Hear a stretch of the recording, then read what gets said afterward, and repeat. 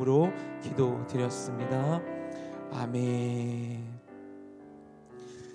귀한 아침 예배 자리 가운데 나오신 여러분 주님의 이름으로 축복드립니다. 또 영상으로 각자의 삶의 처소 가운데 예배하신 모든 분들의 자리 가운데도 주님께서 동일한 임재로 함께하고 계시는 줄 믿습니다. 오늘 우리에게 주신 말씀을 함께 읽겠습니다. 오늘 하나님께 주신 말씀은 욥기 3장 11절부터 26절까지 말씀입니다. 저 여러분이 한 절씩 교독하겠습니다. 제가 먼저 읽겠습니다. 내가 왜 모태에서 죽지 않았던가? 그 뱃속에서 나오면서 왜 숨을 거두지 않았던가? 나를 받을 무드릅이 왜 있었던가? 나를 먹일 유방이 왜 있었던가? 그러지 않았더라면 내가 조용히 누워서 자고 또 쉬었을 텐데, 자기들을 위해 폐허를 재건한 이 땅의 왕들과 그 신하들과 함께 있었을 텐데, 또는 금을 가진 지도자들, 은으로 집을 가득 채운 지도자들과 함께 있었을 텐데, 또는 낙태된 아이처럼 세상 빛을 보지 못한 아기처럼 돼 있을 텐데, 거기는 악인이 소란을 멈추고 지친 사람들이 쉼을 얻으며 갇힌 사람들이 함께 쉬고 억압하는 자의 소리가 들리지 않는 곳이다. 거기서는 작은 사람, 큰 사람이 함께 있고 종이 그 주인에게서 놓여 있지 않은가? 왜 비참한 사람들에게 빛을 주시고 고통스러워하는 영혼에게 생명을 주시는가? 죽음을 기다리는 사람들이 죽음이 오지 않아 숨겨진 보물을 찾는 것보다 더욱 간절히 죽음을 찾다가 마침내 무덤에 이르게 되면 기뻐서 어쩔 줄 몰라 하지 않겠는가? 하나님의 울타리에 쌓여 그 인생길이 숨겨진 사람에게 왜 빛을 주시는 것인가? 내가 먹기 전에 한숨이 나오고 내 신음이 물처럼 쏟아져 나오는구나.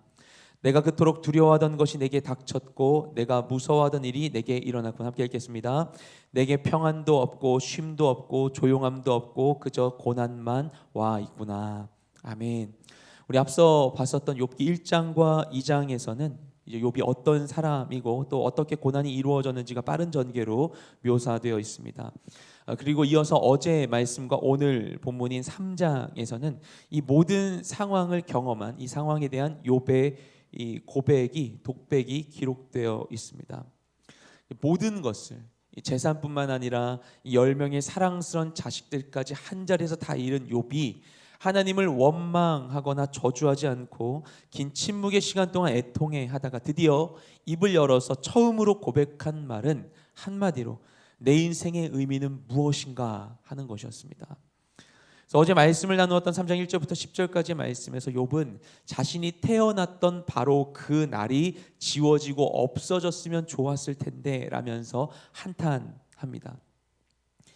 견딜 수 없는 고통 속에 몸부림치면서 이해할 수 없는 이 비틀어진 삶을 살다 보니까 자신의 삶을 바라보는 그의 시선도 함께 비틀어져 버리고 마는 것입니다. 그렇게 자신의 인생을 저주한 그는 오늘 말씀에 이르러서는 자신의 존재의 의미마저도 부정하기에 이르렀습니다. 우리 함께 11절 말씀을 읽겠습니다. 시작. 내가 왜 모태에서 죽지 않았던가? 그 뱃속에서 나오면서 왜 숨을 거두지 않았던가? 아멘. 욥은 앞서 자신이 태어난 그 날이 없어지지 않은 것을 한탄했었는데, 그 날이 없어질 수 없었다면 그러면 차라리 태어나지 못하고 죽는 것이 나았으리라고 아쉬워하고 있습니다. 그래서 어머니 뱃속에서 죽거나 아니면 태어나는 과정에서라도 숨을 거뒀으면 좋았을 것이라고 합니다. 그 정도로 그는 온전하지 못한 상태에 있었던 것이죠. 우리가 살아가면서 어려운 일들을 만날 수 있습니다. 그런데 이렇게 마주하는 이 고난의 문제를 우리가 제대로 해결하거나 아니면 그 사건이 해결되지는 못할지라도 우리 안에서 적절하게 그 아픔들이 다 해소가 된다면 좋겠지만, 그러지 못할 때에는 이제 분출되지 못한 그 에너지가 우리 내면에서 자기 스스로를 공격할 수 있습니다. 자기 자신에 대해서 에이 이런 바보, 등신, 멍청이 또 이랬네 하면서 스스로를 비난하고 저주하거나 아니면 내 잘못이야, 내가 그러지만 않았어도 이러지 않았을 텐데 하면서 끝이 없는 죄책감에 빠져드는 것입니다. 올해 초에 발표됐던 한 조사에 따르면 한국인들에게 만성적인 울분이 매우 많다고 해요. 울분은 무엇인가? 울과 분이 함께 일어나는 복합 감정이라고 합니다. 억울함과 분노가 같이 일어나는 거예요. 근데 언제 그런 감정이 생기는가? 어떤 부당하고 모욕적인 일을 당했을 때 그것을 스스로 이겨낼 힘이 없고, 그리고 이런 상황이 변하리라는 소망까지도 없을 때에 그 울분이 발생한다는 것입니다. 고난과 아픔을 겪으면서 그것을 이겨낼 힘이 없고 그것이 해소되리라는 소망까지도 상실될 때, 그로 인한 이 모든 부정적인 감정이 마음에 쌓여서 울분이 되어서 자기 스스로의 마음을 짓누르는 것입니다. 욥은 자신에게 일어난 그 고난을 도저히 견딜 수도 없었고요, 받아들일 수도 없고 이해할 수도 없었습니다. 그러자 그는 드디어 자신의 정체성을 공격하게 되는 것입니다. 나란 놈은 없었어야 되는데, 나 같은 놈은 태어나지 말았어야 하고 스스로의 존재를 저주하는 것입니다. 그러자 과거에 있었던 당연한 감사의 기억들마저도 모두 저주로 오염되고 말았습니다. 우리 12절과 13절 말씀을 함께 읽겠습니다. 시작. 나를 받을 무릎이 왜 있었던가, 나를 먹일 유방이 왜 있었던가. 그러지 않았더라면 지금 내가 조용히 누워서 자고 또 쉬었을 텐데. 아멘. 아마도 그는 평안한 가정에서 안전하게 출산되었던 것 같아요. 그가 태어날 때 그를 받아준 산파와 그가 성장할 때 그를 길러준 부모는 그를 무릎에 올리고 돌봐주었습니다. 또한 그 어린 그가 무럭무럭 자랄 수 있도록 어머니의 모유가 주어졌습니다. 모든 아기들은 스스로 성장할 수 없죠. 인간은 미완의 상태에서 태어나서 많은 이의 수고를 거쳐야만 완성된 존재로 성장할 수 있습니다. 그렇기 때문에 스스로 아무것도 할 수 없고 인지 능력과 운동 능력이 생존하기에 부적절한 그 유아기 가운데 사랑하는 이들의 돌봄을 통해 자랄 수 있는 것은 모두 다 은혜이고 감사한 일입니다. 우리 모든 생명은 너무나 감사한 일이죠. 그래서 우리는 자신의 부모에게 특별한 애착의 마음을 갖게 됩니다. 다른 무엇으로도 대체할 수 없는 감사와 존경의 마음이 양육자를 향하게 됩니다. 그렇게 하나님이 우리가 태어나고 우리가 살아가고 성장하게 하셨어요. 그리고 하나님 뭐라고 말씀하시면 내가 아버지다라고 표현하시죠. 자신을 아버지의 빗대어 설명해 주시죠. 우리의 이런 이 양육의 성장의 과정을 통하여 하나님 자신을 우리에게 알도록 인도해 주시는 것이라고 볼 수가 있어요. 그런데 욥은 그런 감사한 기억마저도 다 불필요한 것으로, 저주스러운 것으로 여기고 있습니다. 차라리 아무도 그때 나를 돌보지 않았다면, 나를 버려두고 나에게 양식을 주지 않았다면, 그래서 내가 영하기에 죽었다면 차라리 나았을 텐데라는 끔찍한 말을 내뱉고 있습니다. 그는 자신의 삶에 있었던 감사한 기억마저도 다 고통으로 바라보고 있었어요. 그 전까지는 부모님을 늘 감사히 여기고 그 은혜에 기뻐하며 살았겠죠. 근데 그것마저도 슬픈 일이 되고 말았습니다. 또한 그는 자신이 누렸었던 성취와 성공의 기억들까지도 저주합니다. 우리 14절부터 16절 말씀 같이 읽겠습니다. 시작. 자기들을 위해 폐허를 재건한 이 땅의 왕들과 그 신하들과 함께 있었을 텐데, 또는 금을 가진 지도자들, 은으로 집을 가득 채운 지도자들과 함께 있었을 텐데, 또는 낙퇴된 아이처럼 세상 빛을 보지 못한 아기처럼 돼 있을 텐데. 아멘.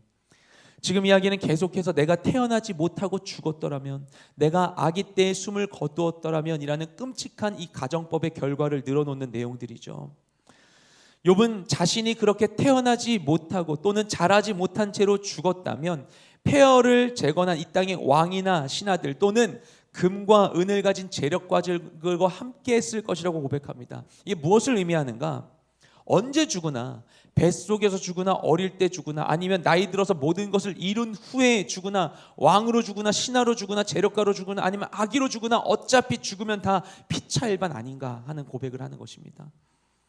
이 땅에서야 성공과 소유와 지위에 따라서 사람들이 서로 줄을 세우고 나이에 따라 다르게 대우하지만 일단 죽으면 다 계급장 떼고 똑같아지는 거 아니냐고 이야기하는 것입니다.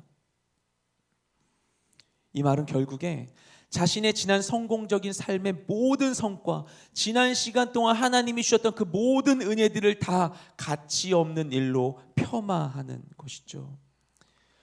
욥은 대단한 재력가였고요, 1장에서 묘사하는 대로는 동방에서 가장 영향력 있는 인물이었습니다. 그는 많은 재물과 명예와 높은 지위가 있었고 행복하고 풍요로운 가정이 있었습니다.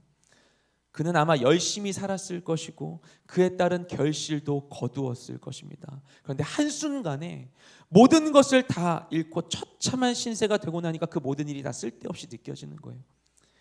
내가 그렇게 열심히 살아서 뭐 했나.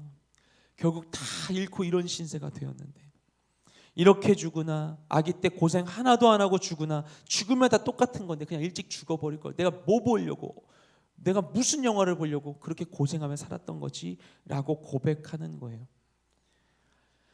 그가 오랜 세월 동안 많은 복을 받고 기쁨을 누렸지만 격심한 고난 앞에서 지난날의 모든 소중한 일들이 다 가치 없게 생각되는 것입니다. 하지만 결론부터 얘기하면 그것은 다 거짓이죠. 일단 욥만 보더라도 그가 이처럼 절망하지만 완전히 하나님은 떠나지 않고는 있어요. 그의 고백을 보면 하나님의 그 주권을 인정하는 말들을 볼 수가 있죠.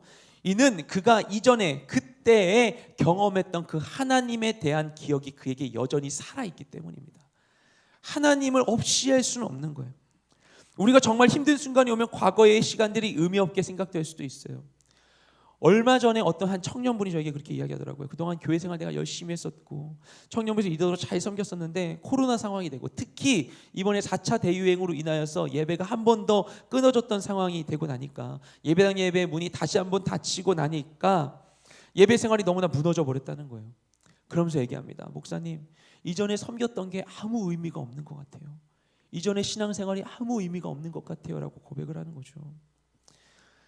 하지만 그렇지 않습니다. 우리 갈라디아서 6장 9절 말씀 보면 이렇게 얘기해요. 우리가 선을 행하되 낙심하지 말지니 포기하지 아니하면 때가 이름에 거두리라 라고 이야기합니다.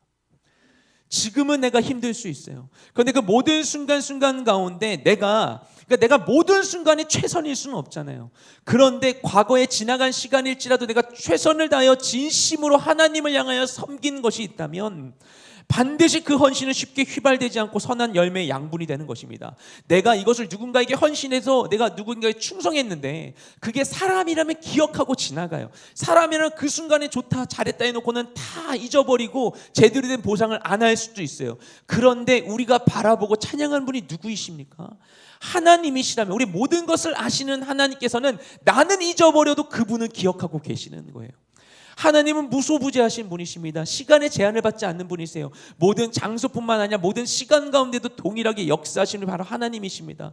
내가 지금 부를 때 하나님하고 부를 때 내 기도를 드신 그 하나님의 입장에서는 과거 아브라함이 기도할 때 그 기도도 함께 받고 계시는 것이죠. 하나님은 모든 시간을 초월하여 모든 시간 가운데 동일하게 변치 않는 모습으로 같이 함께 하시는 분이십니다.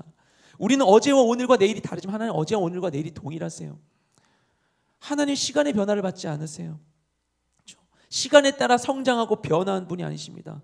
그 하나님께는 과거의 뜨거운 나와 지금의 고통 가운데 내가 동일하게 보이고 있는 것입니다. 그분은 나를 기억하시는 거예요. 나의 헌신을 기억하시는 거예요. 나의 기도를 기억하시는 거예요. 그분은 나를 그렇게 바라보고 계시는 것입니다. 그 하나님을 믿을 때 고난의 시간 가운데 나의 과거의 시간을 기억할 수 있게 돼요. 주님을 바라볼 때 나의 모든 과거의 시간들이 의미 있게 돼요. 나에겐 지나가 버린 시간일지라도 주님은 함께하고 계시기 때문에.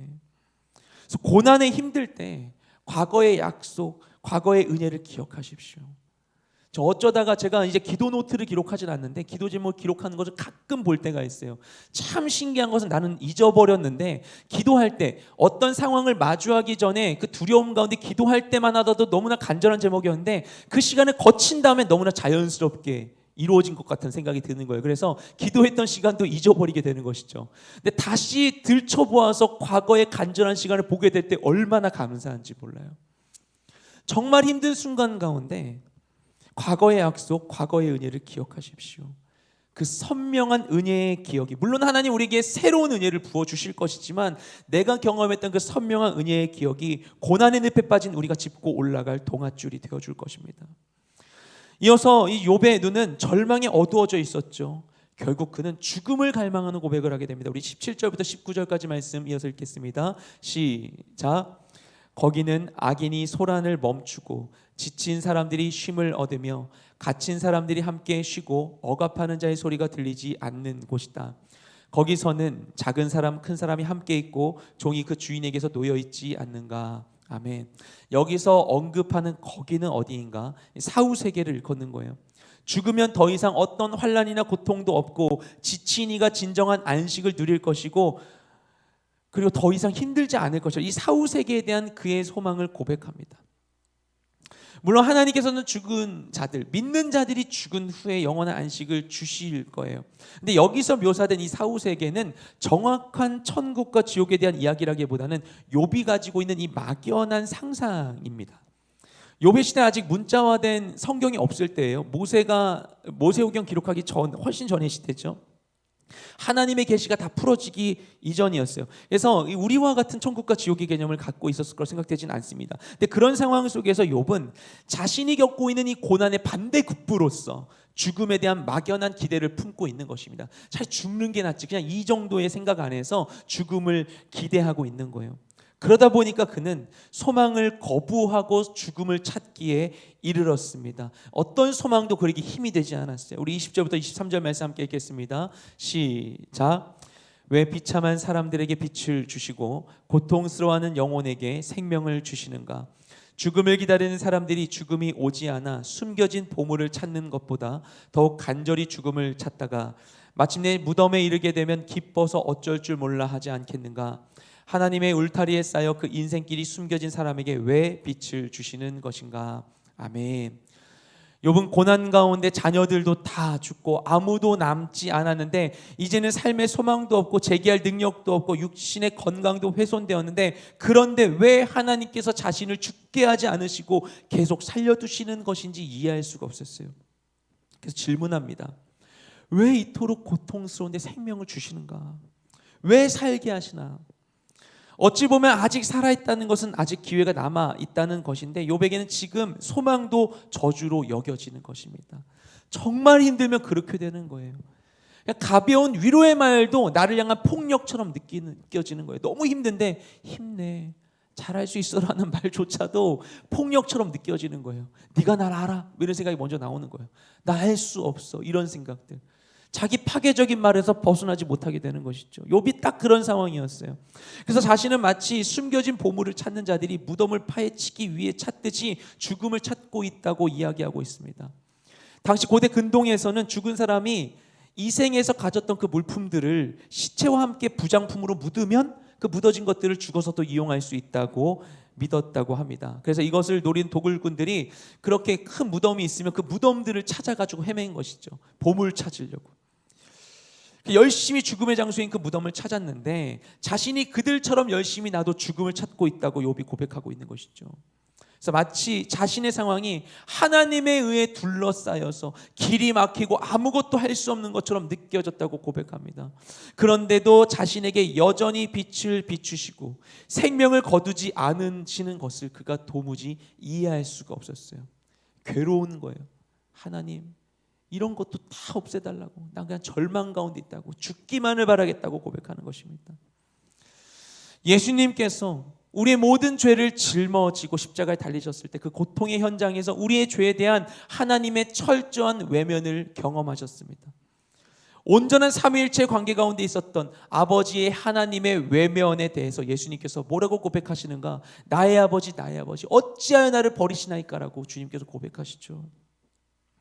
심각한 고통의 순간을 마주할 때, 이것을 도무지 벗어날 수 없을 것만 같을 때 하나님께서 나를 버리시고 외면하시고 마치 그분과 단절된 것만 같은 마음이 들 수 있습니다. 마치 단단한 벽을 마주한 것처럼 앞길이 막막할 수 있어요. 하지만 이 빽빽한 구름 낀 하늘 너머에 여전히 태양은 빛나고 있는 것과 같이 우리가 감각하고 인지할 수 있는 거리 너머에 하나님은 여전히 우리를 바라보고 계시는 것입니다. 그리고 욥이 고백하는 것처럼 그 상황 속에서도 하나님은 빛을 비추고 계시는 거예요. 우리를 향하여서 고난 가운데 있을지라도 빛을 비추시는 거예요. 그러니까 욥의 고백을 반대로 얘기하면 그 시간 가운데 하나님은 계속해서 지속적으로 우리가 소망의 끈을 놓지 않도록 무언가 새로운 자극을 우리에게 주고 계시는 것이죠. 그래서 예수님께서는 십자가에 달리신 그 죽음의 고통 속에서도 나의 아버지를 향해 외치고 계시는 것입니다. 홀로 고통 속에 괴로워하는 것이 아니라. 하지만 욥은 아직도 그 빛을 제대로 바라보지 못했죠. 그래서 그런 그에게 두려움과 이 너무나 상한 그 감정들이 들이닥치게 되었습니다. 우리 24절부터 26절까지 말씀 함께 읽겠습니다.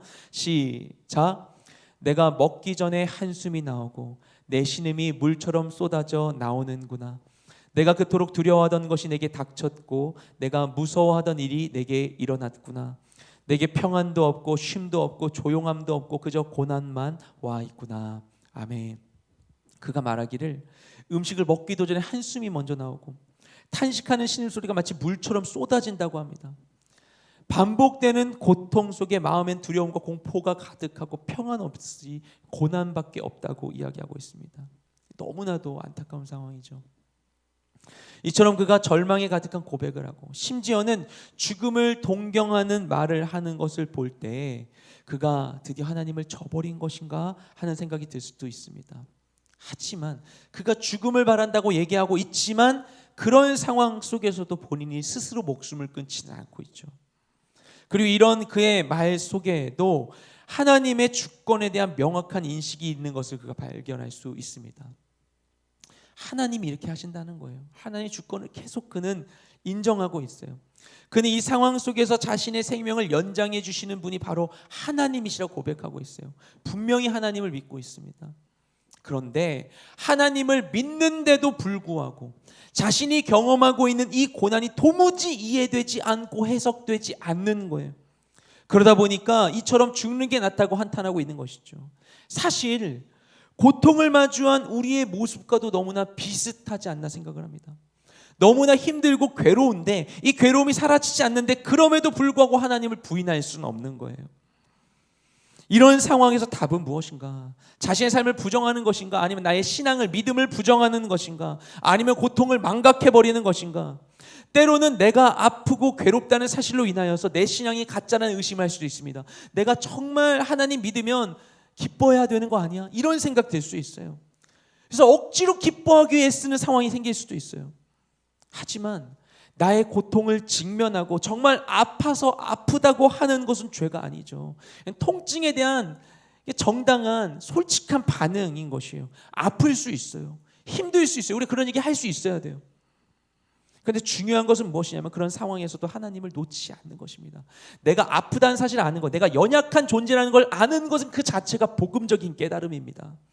내가 나로서는 나아질 수 없다는 인식, 난 철저한 죄인이고 연약한 존재라는 걸 인식하는 것, 이걸 알면요 다른 이도 연약하다는 걸 인정하게 돼요.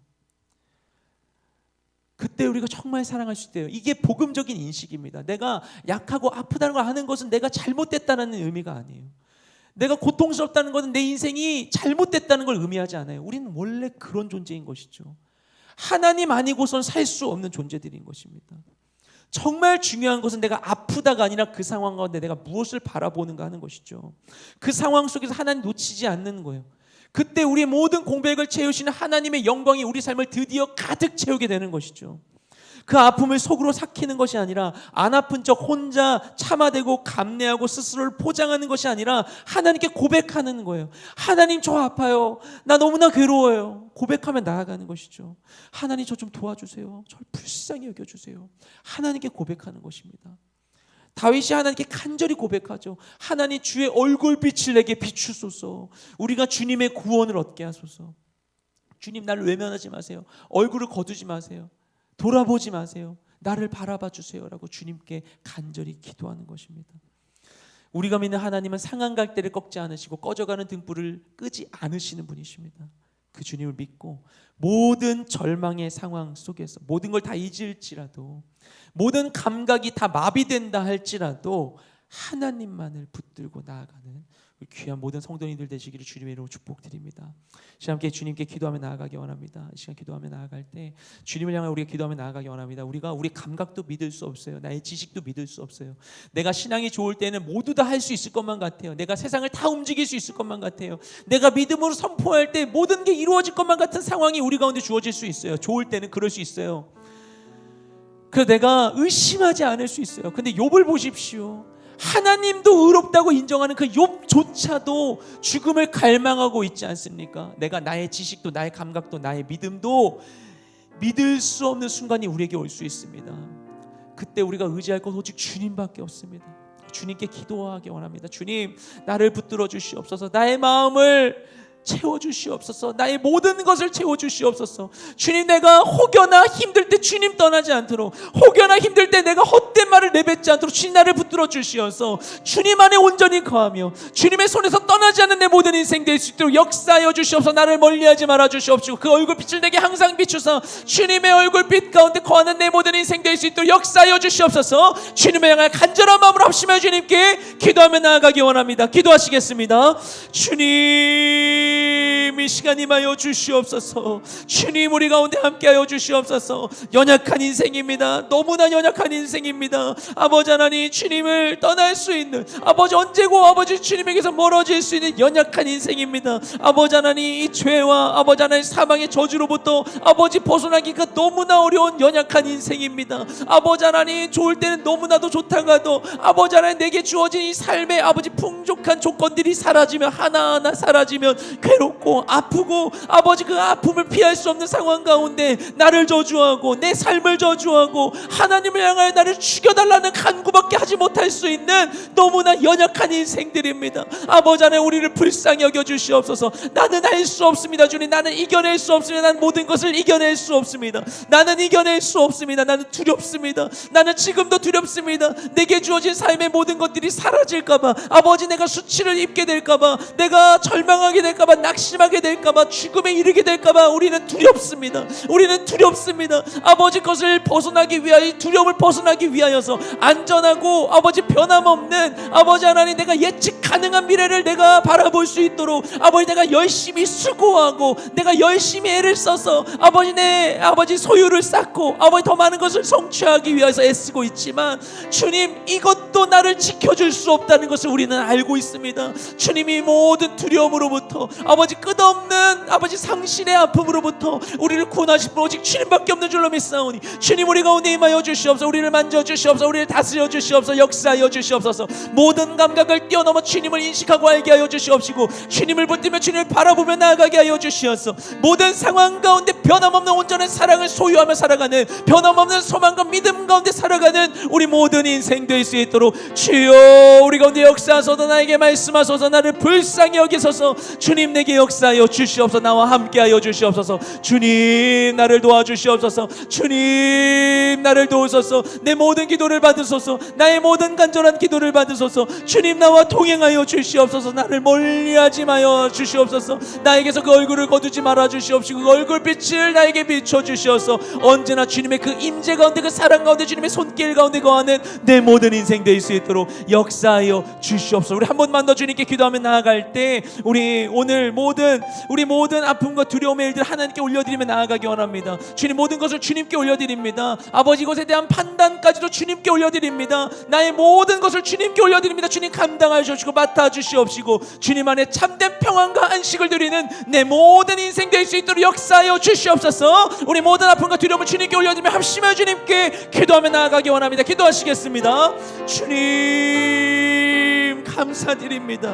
주님, 우리 가운데 함께하여 주시옵소서. 아버지, 내 안에 있는 이 모든 아픔들, 내 안에 모든 두려움들, 아버지 주님만이 이 모든 것을 감당할 수 있으시며 이에 합당한 답을 우리 가운데 허락해 주시고 이에 대한 우리 모든 갈망을 만족시켜 주실 수 있는 줄로 믿습니다. 주님, 내게 임하소서. 내게 임하소서. 나와 함께하여 주시옵소서. 모든 것을 주님께 올려드립니다. 아버지 하나님, 나의 모든 약함도 주님께 올려드립니다. 내가 할 수 없는 모든 일들 주님께 맡겨드립니다. 주님, 나와 함께하여 주시옵소서. 영원한 주님의 그 통치와 사랑 가운데 거하는 내 모든 인생 되게 하여 주시옵소서. 주님만 바라보며 나아가는 내 모든 인생 되게 하여 주시옵소서. 모든 고난의 자리 가운데, 고통의 자리 가운데, 아버지 괴로움의 자리 가운데 주님만을 바라보기를 원합니다. 주님만 바라보기를 원합니다. 주님, 우리 가운데 함께하여 주시옵소서. 주님, 내게 함께하여 주시옵소서. 주님 아닌 것을 향해 내가 의지하고 있는 것이 있다면 그 모든 것을 끊어 주시옵소서. 헛된 것을 향한 모든 갈망이 끊어지게 하여 주시옵시고 더 이상 헛된 것을 향하여서, 험한 것을 위하여서, 허탄한 것을 위하여 종도로 타지 않게 하여 주시옵시고 오직 주님만을 바라며 그 사랑 가운데 거하여 아버지 하나님, 주님의 사랑에 대한 감사의 찬양의 고백으로 가득 채워지는 내 모든 인생 될 수 있도록 주님, 우리 가운데 임하소서. 주님, 내 모든 기도를 받으소서. 주님, 나와 함께하여 주시옵소서. 주님, 나와 함께하여 주시옵소서. 주님, 나를 기억하여 주시옵소서. 나를 불쌍히 여겨 주시옵소서. 모든 삶의 자리 가운데, 아버지 연약한 모든 상황 가운데 주님만 바라보며 나아가기를 원하오니 주님, 우리를 향한 주님 신실한 사랑으로 역사하여 주시옵소서. 내가 연약한 가운데 더 이상 주님 앞에 아무런 염치 없다고 생각될 때조차도 주님만을 바라보며 신실하신 그 사랑을 기대하여 주님께 나아가기 원합니다. 주님, 나를 기억하소서. 내게 역사하여 주시옵소서. 그 사랑 안에 거하는 우리 모든 인생 될 수 있도록 주님 함께하여 주시옵소서. 거룩하신 주님, 내 삶의 유일한 주인 되신 주님이심을 믿음으로 우리가 이 자리 가운데 나왔습니다. 아픔의 순간 가운데 내 어떤 상황에 있을지라도 그래도 주님은 나를 기억하시며 나를 사랑하시며 나와 함께 하시는 믿음으로써 언제나 주님 안에 거하기를 원하며 주님께 간구하오니 지금 우리의 모든 고백을 받아주시옵시고, 혹여나 이후에 우리가 아버지 고통 가운데 아버지 괴로워하며 오늘의 순간을 잊어버리는 날이 온다 할지라도 주님, 우리의 기도를 기억하여 주시어서 연약한 우리를 감싸 주시옵시고, 그 모든 상황 가운데 빛대신 주님을 바라보며 그 모든 어둠을 떠나 빛으로 나아가는 우리 모든 인생 될 수 있도록 역사하여 주시옵소서. 그렇게 행하실 줄 믿사오며 우리 모든 기도를 주님께 올려드리며, 이제는 우리의 유일한 소망 되신 예수 그리스도의 은혜와 아버지 하나님의 사랑하심과 성령의 교통하심이 우리 모든 삶을 주님께 올려드리며 모든 상황 가운데 주님을 의지하며 살아가기 원하는 이 자리에 있는 모든 하나님의 권속들 가운데 이제로부터 영원토록 함께 계시기를 간절히 축원하옵나이다. 아멘.